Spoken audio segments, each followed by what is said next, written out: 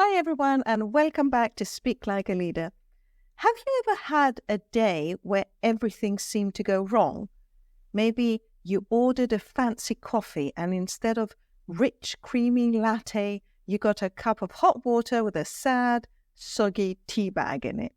Or perhaps you encountered a colleague who thought they were the office comedian, but their humor made you want to hide under your desk. And of course, the careless supplier who sent the wrong order just so you have to spend the entire day dealing with angry customers. Now, for most people, when stuff like that happens, one of two things usually take place. You either start screaming at the person who made the mistake, or you freeze and say nothing. And then, once you cool down, all the right words come to you, and the things you would have liked to say to these people. So the best way to handle these situations is by putting your words into writing, taking the time to cool off, structure your thoughts, and write an effective email of complaint, because sometimes the best way to deal with a disaster is to put it all into writing. So let me ask you, what's the most ridiculous complaint you have ever had to make? Feel free to share your thoughts in the comments of this video. Now, let's get into the nitty-gritty of crafting that perfect complaint email. Very importantly, you need to start with a strong subject line, because a strong subject line sets the tone of your email. Now, depending on the situation, here are a few examples. If we're talking about a defective product, your subject line could be faulty product, request for resolution. So what is the problem and what are you expecting from them? If you had an issue with customer service, you could say unacceptable customer service experience. So it's obvious from the very beginning that this is an email of complaint. Or if it's a bad situation in your office environment, you could title it Complaint About Unprofessional Behavior. Now, this may sound simple for many people, but some of my students ask me, how should I greet in this email? And what you do need to do is continue with a professional greeting. If you know the name of the recipient, absolutely use it. But in many cases, you don't know the name of the recipient. So then you can use a general greeting like Dear Customer Service Team, or whichever department you're referring to, or a more formal way to address a company or someone in a company that you don't know their name is To Whom It May Concern. In your introduction, briefly state the purpose of your email. This should provide context without overwhelming the reader, so it has to be as concise as possible. Here are some examples. I am writing to express my dissatisfaction with, and state the issue, that occurred on the specific date. Stating a date is very important so they can go back and understand what went wrong.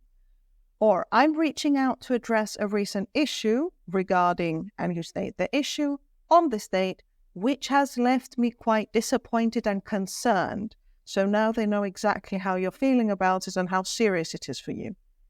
Or, I am writing to bring to your attention an unfortunate experience involving this specific issue on this specific date, which did not meet my expectations.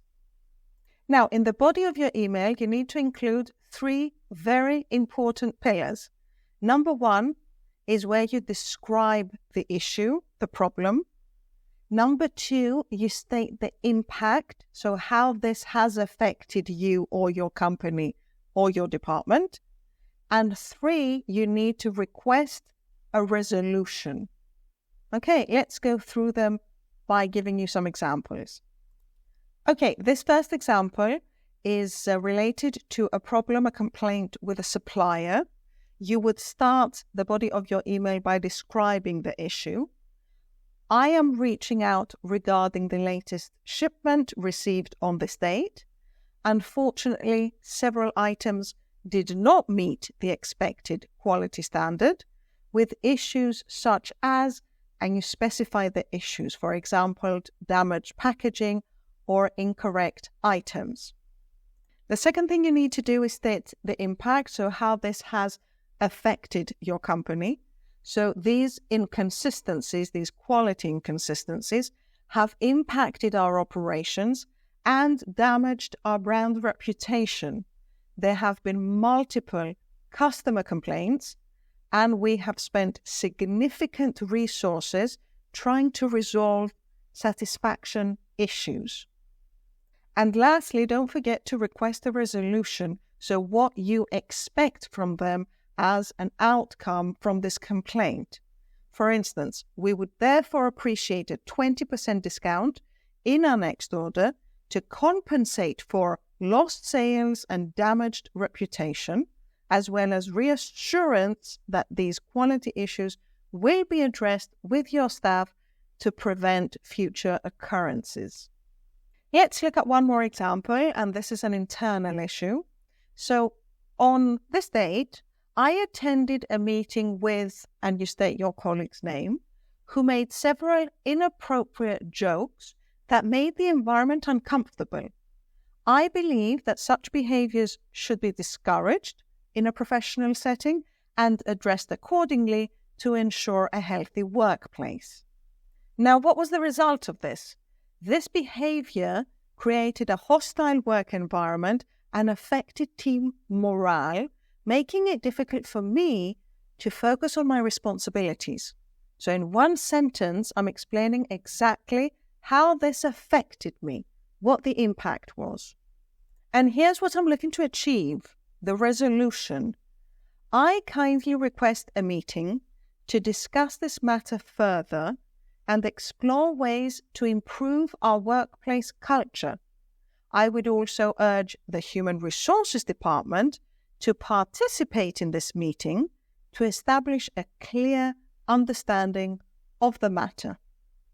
And finally, in your conclusion, summarize your expectations and express your hope for a prompt resolution. So a complaint email always needs to end with a positive approach. Here are some examples. Thank you for your attention to this matter. I look forward to your prompt response and hope to see improvements in the future. Or, thank you for addressing these concerns. I appreciate your prompt response and trust that steps will be taken to improve future interactions. Or, I appreciate your attention to this matter and look forward to your timely improvements. Your prompt response will be greatly valued. So if you decide to write an email of complaint, here are some final thoughts. You need to keep it professional. Maintain a professional tone throughout your email. Avoid emotional outbursts or harsh language, as it can backfire and you never know where your email might be forwarded to. Number 2, be concise, stick to the point. Avoid generalizations and descriptive language. A well-organized email is easier to read and more likely to get a response. Number 3, don't forget to proofread your email. Before hitting the send button, check your email for grammar and spelling mistakes, because a polished email enhances your credibility. If you want more help with this, I have just released a couple of videos connected to grammar and spelling errors in emails regarding your tenses, prepositions, and use of articles that you can find in this link. And number 4, follow up. If you don't receive a response within a week, consider sending a follow-up email. Okay. By following the structure and examples that we've discussed today, you can clearly articulate your concerns while maintaining a positive image. If you found this video helpful, please like and subscribe for more tips on mastering business English. And don't forget to share your experiences or thoughts on writing complaint emails in the comments below. Thank you for tuning in, and I'll see you in the next video.